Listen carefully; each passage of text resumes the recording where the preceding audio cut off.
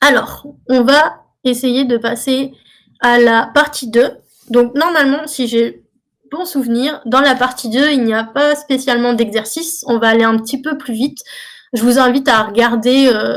En fait, ce tutoriel, c'est vraiment comme une boîte à outils avec plein de fonctions qui peuvent vous être utiles pour faire du pré-traitement et nettoyage de données. Donc aujourd'hui, on les regarde plus ou moins de manière rapide, et puis après, on fait des petits exercices d'application. Donc, si vous voulez, il y a de la documentation pour cette partie-là. Donc, si j'ai envie d'accéder à mes valeurs à partir des colonnes, comment je fais? Donc là, j'ai réutilisé la fonction colonne juste pour pouvoir avoir dans une... Enfin, en fait, sans la liste, qu'est-ce qu'on a? En fait, en appelant sur le data frame la fonction, enfin l'attribut colonne, pardon, vous allez avoir la liste de toutes les colonnes disponibles dans votre tableau. Et moi, pour une question de confort, je l'avais mis dans une liste parce que c'est plus agréable à lire. Donc, par exemple, pourquoi c'est intéressant d'avoir accès au nom des colonnes? Vous pouvez, par exemple, vous dire, ben moi, j'ai envie de regarder que 3 colonnes sur les 12. Donc, vous pouvez dire, je veux regarder mon dataset avec seulement les 3 colonnes dont que j'ai envie d'utiliser. Ici, l'identifiant patient, la classe et le nom du docteur. Ça aurait été une autre manière de représenter ça ressemble un petit peu à la... Non, qu'est-ce que je veux dire? En fait, par exemple, à quoi elle sert, cette petite table avec 3 colonnes? Par exemple, bon là, on a comme 12 colonnes, donc c'est pas beaucoup. Mais par exemple, quand vous avez beaucoup de colonnes, c'est peut-être parfois plus intéressant de mettre en fait une partie de votre data frame dans une variable à part entière pour travailler dessus. Comme ça, c'est plus facile à regarder. Donc ici, donc là, j'ai dit, je veux regarder le data frame, mais en regardant juste ces 3 colonnes. Donc quand je lance, il n'y a que ces 3 colonnes qui vont sortir. Donc là, on aurait pu, par exemple, faire tout l'exercice précédent avec seulement ces 3 colonnes. Enfin, pas tout l'exercice précédent, mais les questions 7, 8, 6, 7, 8, 9. Voilà. Ensuite, vous pouvez aussi choisir de regarder des lignes en fonction de leur index. Donc pour ça, vous pouvez utiliser l'attribut iloc. Donc là, j'ai décidé pour une obscure raison de regarder juste les valeurs dans la ligne 5, pardon.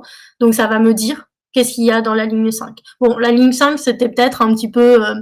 c'était vraiment de la flemme parce que la ligne 5, on peut la voir juste en regardant... juste en faisant... Attendez. Là, si on faisait breast dataset.head, la ligne 5, on l'avait à la fin, plus ou moins, ou pas, on va voir.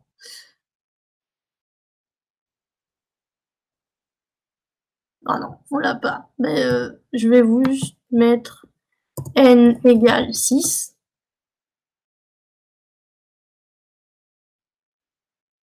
J'espère que votre collab il ralentit pas, le mien il commence à ralentir. Donc là, vous voyez, vous avez la ligne avec l'index 5 qui est à disposition. Donc cette manière d'avoir accès aux lignes, elle est pertinente si vous regardez vos données en fonction de l'index, mais je pense pas que beaucoup de personnes font ça. Donc une autre manière de pouvoir accéder à certaines lignes du tableau, c'est aussi de faire des slices de tableau. Donc ici, on va regarder les 10 premières lignes du tableau. Donc cette manière d'accéder au tableau, ça correspond aussi à la fonction aide qu'on vous a introduit au premier jour, mais avec un argument de ligne égale à 10. Voilà. Donc j'avais un petit exercice pour... Ah oui, il y avait un petit exercice, mais en fait j'ai encore oublié d'enlever la réponse, donc on va passer dessus rapidement. En suivant l'exemple précédent, je vous proposais de trouver l'équivalent pour la ligne pour le tail, n égale 10, et donc cette fois, pour avoir la réponse, donc ce que j'ai fait, c'est que j'ai dit, je veux... Donc en fait, ici, c'est la valeur que vous voulez au début, et ça, c'est la valeur que vous voulez à la fin. Et dans le tail, la manière dont vous pouvez dire « je veux la dernière valeur », vous donnez la longueur de votre data frame. Et si vous voulez les 10 valeurs avant la dernière ligne de votre data frame, vous faites juste une soustraction de 10 valeurs, et vous allez avoir votre tableau avec les 10 dernières lignes, votre data frame avec les 10 dernières lignes. Voilà. Et enfin, chose que je trouve très important, et je pense que au-delà du slicing, moi, ce que j'aime beaucoup, c'est faire de la sélection de lignes en fonction d'une condition. Donc, comment ça marche? Donc, vous dites, je veux accéder à mon data frame en lui donnant une condition. Les conditions, vous pouvez les définir dans une variable ou vous pouvez directement les mettre entre les accolades. Ici, je veux voir les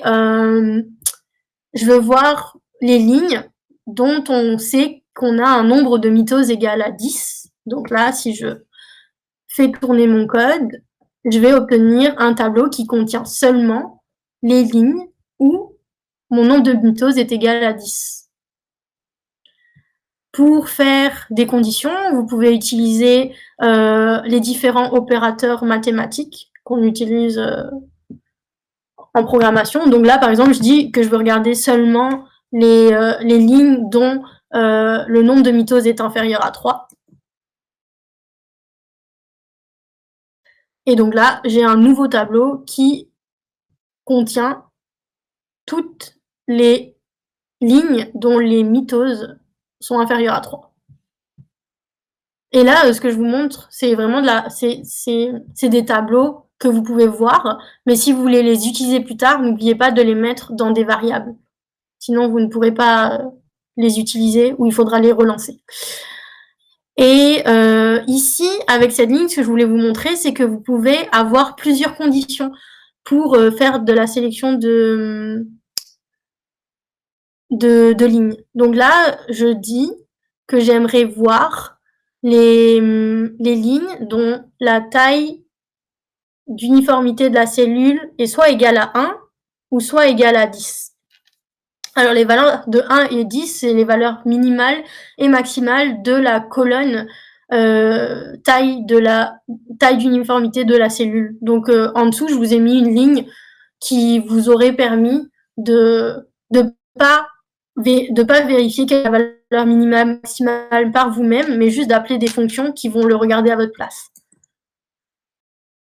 Et pour faire plusieurs conditions, vous pouvez utiliser des opérateurs logiques. Donc là, la barre comme ça, c'est l'opérateur pour dire où, mais il y a aussi l'opérateur pour dire et, qui est le commercial, je crois qu'on dit.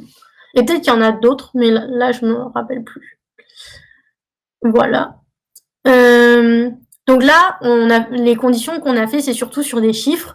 Quand vous voulez faire des conditions sur des chaînes de caractères, vous allez utiliser l'opérateur double égal. Donc là, je vais dire, je veux regarder toutes les lignes dont la classe de cancer est bénin. Donc ça va m'afficher toutes les lignes dont la classe c'est bénin. Vous pouvez faire la même chose avec ma ligne aussi. Et la dernière chose que je voulais vous montrer, c'était, enfin pour cette partie, c'était que vous pouvez aussi dire que vous voulez sélectionner des lignes en fonction d'une liste de chaînes de caractères. Donc là, ce que je dis, c'est moi, je veux regarder les lignes où je sais que le docteur Smith et Dr Lee ont été impliqués. Enfin, je veux voir les lignes des patients où le docteur Smith et le docteur Lee ont été impliqués. Donc j'ai utilisé la fonction isIn qui, du coup, elle sait que la colonne Dr Name, c'est des chaînes de caractères. Donc en fait, il lui demande les valeurs qui sont dans la colonne Dr Name. Si elle contient les valeurs Dr Smith ou Dr Lee, ben je vais les mettre dans mon tableau. Voilà. Donc là, j'ai fini la partie 2.